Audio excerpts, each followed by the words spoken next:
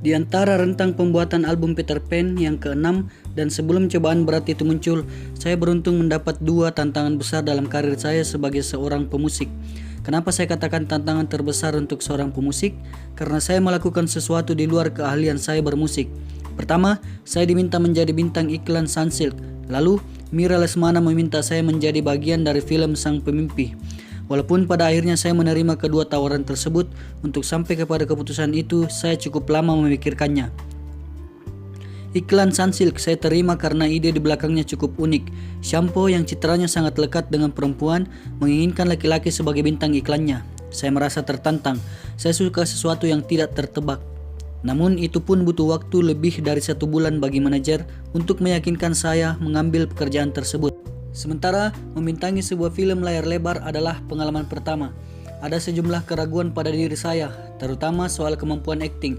Saya memang biasa tampil di depan kamera, namun itu untuk kebutuhan video klip yang tidak membutuhkan dialog. Saya bermasalah dengan pengucapan. Karena merasa tidak yakin, saya sempat menghindar dengan memberi berbagai alasan ketika diajak berdiskusi. Saya bertemu Mira Lesmana pertama kali di suatu acara anugerah film, di mana Peter Pan ikut mengisi acara di sana. Saya berkenalan dan berbincang sedikit dengan Mbak Mira.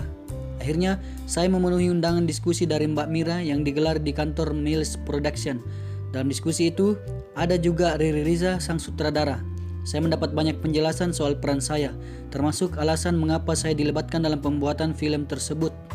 Mbak Mira juga memperlihatkan foto tokoh Are kecil sampai remaja.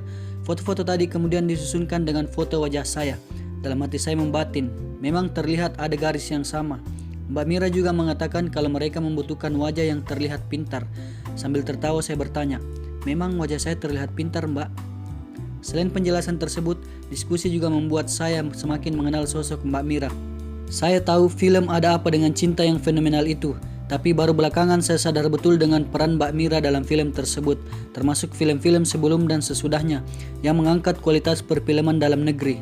Saya tahu namanya tetapi tidak familiar. Bersentuhan sedikit dengan dunia film membuat saya lebih mengenal dunia itu. Biasanya, ketika menonton film, pikiran saya hanya tersita pada para pemain yang pintar berakting dan jalan ceritanya. Sekarang pandangan saya sedikit menembus sampai pada kepintaran sang sutradara dan peran produser di balik semua itu. Saya akhirnya menerima tawaran Mbak Mira dan beradu akting dengan Lukman Sardi serta sejumlah nama lain yang sudah lebih dulu malang melintang di dunia film. Sebelumnya, saya melahap buku Laskar Pelangi karya Andrea Hirata untuk lebih menyelami tokoh yang saya mainkan. Untuk peran sebagai bintang iklan dan film tadi, saya mendapat honor yang lumayan besar. Saya sendiri tidak tahu berapa patokan honor yang besar itu. Yang jelas, honor sebagai bintang iklan jauh lebih besar daripada film.